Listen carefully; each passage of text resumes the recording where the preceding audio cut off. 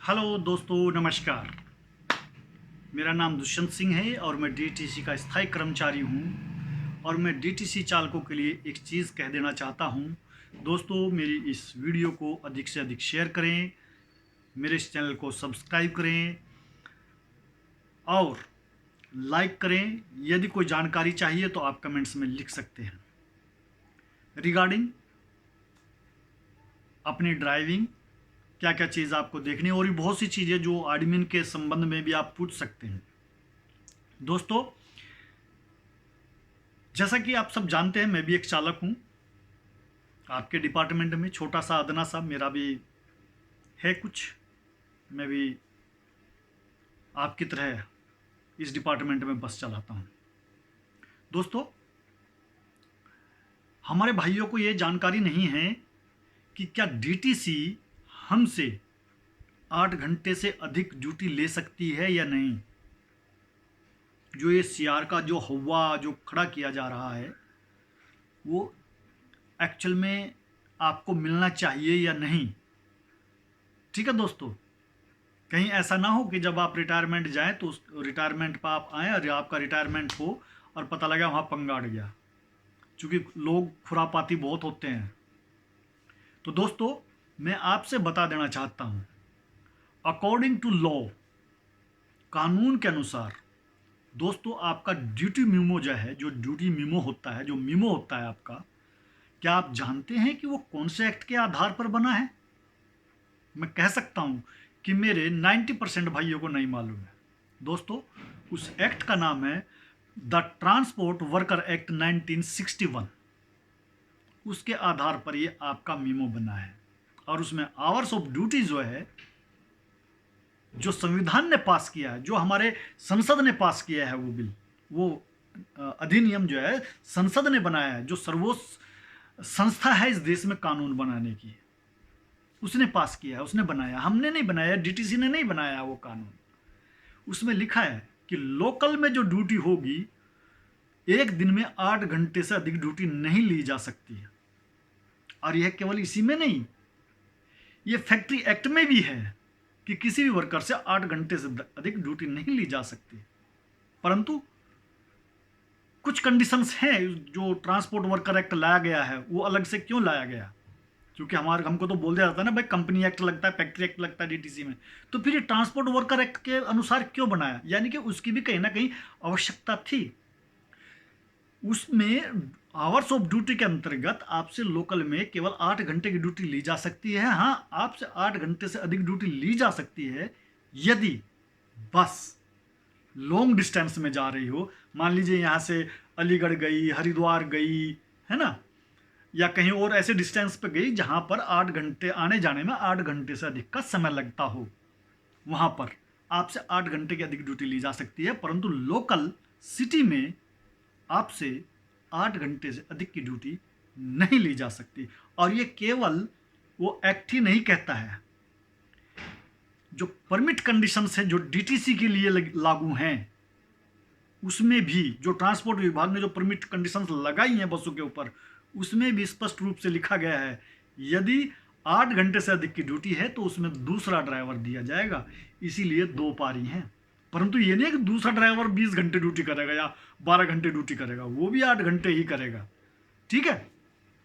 तो दोस्तों, इसमें केवल इतना ही नहीं है, इसमें इस विषय में मैंने एक जानकारी मांगी थी डीटीसी से, जो जिसको देने में डीटीसी ने मेरे को लगभग 3 साल लगाए।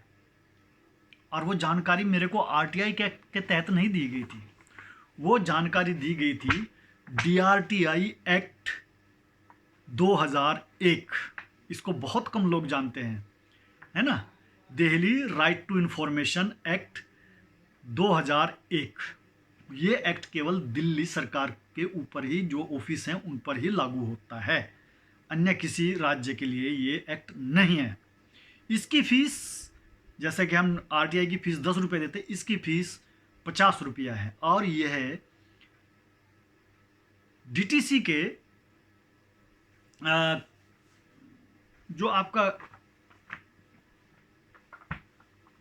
ग्रीवेंस कमीशन जो है वहां पर लगती है। ठीक है ना, आपका आईटीओ में एम ब्लॉक है या के ब्लॉक, उसमें लगती है। ठीक है दोस्तों। दोस्तों इसी के तहत मेरे को डीटीसी ने जानकारी दी थी। देखिएगा क्या जानकारी दी है कि आप 8 घंटे से अधिक ड्यूटी आपसे ली जा सकती है, नहीं ली जा सकती। ये देखिएगा, ये लेटर है और ये यहाँ पे इधर इस साइड में जहाँ मेरी उंगली हिल रही है आप पढ़ सकते हैं BS चौहान। ऊपर भी आप पढ़ सकते हैं Delhi transport corporations government of, है ना, एनसीटी ऑफ दिल्ली। ठीक है, पढ़ लिया ना दोस्तों। और ये हैं सीनियर मैनेजर BS चौहान। आप इनको अच्छी तरह से अवगत होंगे इनके नाम से। इन्होंने ही ये मेरे को जानकारी दी थी। ये जानकारी लगभग जो है 50 पेज के आसपास है। ठीक है दोस्तों। हाँ, अगर दोनों तरफ के लगाएं तो ये लगभग 36 से ज़्यादा का ही होगा ये। हाँ, 38 पेज के आसपास ये जानकारी है दोस्तों। इसमें हाई कोर्ट का एक केस है जिसके तहत जो है हमारी ड्यूटियाँ का आवर्स डिफाइन किया गया है कि कितना होगा और कैसे होगा। ठीक है दोस्तों, आइए मैं आपको पढ़ के, इंग्लिश में है ये, और ये आप जानते होंगे honourable justice VN Khare and RN Malhotra साहब की बेंच के द्वारा ये आदेश दिए गए थे। उन्होंने कहा था ये जो है ना ऑन मोशन है, मतलब ये खुद, जैसे आपने सुना होगा कोर्ट कोई केस अपने संज्ञान में लेके खुद करती है, तो इसी प्रकार का ये केस है। हाई कोर्ट ने इसको संज्ञान में लिया जब ब्लू लाइन के द्वारा बहुत ज़्यादा एक्सीडेंट हो रहे थे। ठीक है, और उसी में हमारे इस केस में जाकर के मैनेजिंग डायरेक्टर उस समय के जो थे वो भी उस कोर्ट में, हाई कोर्ट में जाकर के खड़े हुए थे और उन्होंने अपना बयान दिया था। ये इसमें लिखित में है बाकायदा कि CMD महोदय कोर्ट में गए और उन्होंने बयान दिया। ठीक है, तो दोस्तों इसमें एक क्लाउज नंबर है 35। ये देखिएगा, मैंने हाईलाइट किया हुआ है, मैं इसको पढ़ करके आपको सुना देता हूँ। कोर्ट ने क्या कहा, क्योंकि कोर्ट ने खुद इसको संज्ञान में लिया था।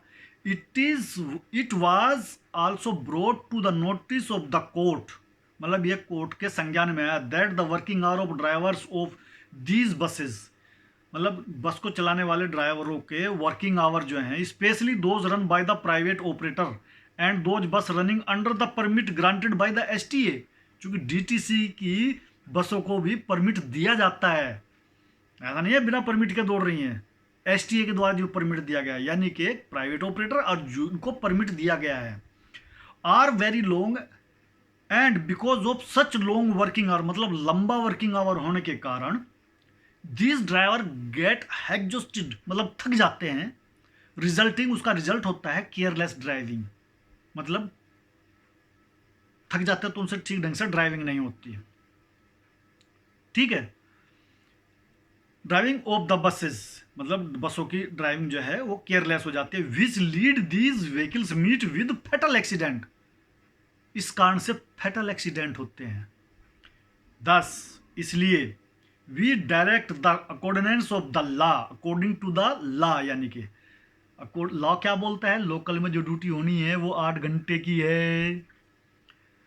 द DTC / STA, यानी कि state transport authority and all other concerns authorities, और भी बाकी authorities, shall notify the working hour, मतलब कानून के अनुसार उनकी ड्यूटी के आवर सुनिश्चित किए जाएं, है ना, of the end would not permit, यानी कि यदि आप परमिशन मांगे तो भी उनको परमिट नहीं किया जाएगा, permit the driver to drive beyond the prescribe hours. ठीक, जो घंटे हैं ड्यूटी के उनसे अधिक ड्यूटी करने के लिए उनको परमिट नहीं किया जा सकता, particularly in the bus running in Delhi, यानी कि जो दिल्ली में बस चल रही है उसका फिर उन्होंने पक्कम पक्का डायरेक्शन दिया है। इसमें है पैरा नंबर 11, इसमें दिया है the DTC, ST and all other concern authorities shall notify the working hour of the drivers and would not permit drivers to drive beyond the prescribed hours, particularly bus in the running in Delhi. और इसी के आधार पर जब आप Delhi government की website पर जाएंगे, आप ट्रांसपोर्ट विभाग की वेबसाइट पर जाएंगे और वहाँ परमिट कंडीशन निकालेंगे तो वहाँ क्लियर कट लिखा मिलेगा कि जो बस दिल्ली में चलती है परमिट के आधार पर उसका ड्राइवर 8 घंटे से अधिक की ड्यूटी नहीं करेगा। ये आप नोट कर लेना। तो आपको ड्यूटी ओके हो या ना हो, आपको बाध्य नहीं किया जा सकता। और जब आपके ऊपर कोई इस प्रकार का एलिगेशन लगाया जाए तो आप लिख सकते हैं कि भाई जाम के कारण, ट्रैफिक नियमों के मानने के कारण मेरे से ये ड्यूटी ओके नहीं हो पाई और मेरा वर्किंग आवर ख़त्म हो चुका था, जिससे आगे ड्यूटी करने की परमिशन मेरे को नहीं है मान्य हाईकोर्ट के द्वारा और परमिट कंडीशंस के अनुसार, इसलिए ड्यूटी ओके नहीं हो पाई। That's it. Thank you, bye bye. आशा है आपके लिए जानकारी बहुत अच्छी होगी और उपयोगी होगी। यदि ये इसकी कॉपी चाहिए आपको तो आप मेरे को अपना नंबर मेरे कमेंट्स में लिख सकते हैं, मैं आपको ये कॉपी व्हाट्सअप कर दूंगा। या आप WPC16565/2006 करके आप नेट पर जा करके इसको ढूंढ सकते हैं, सर्च कर सकते हैं और वहाँ से भी आप इसको ले सकते हैं। Thank you and bye bye. यदि और भी कुछ नहीं है तो indianqanun.com पर जा करके आपको ये मिल जाएगा। Thank you and bye bye.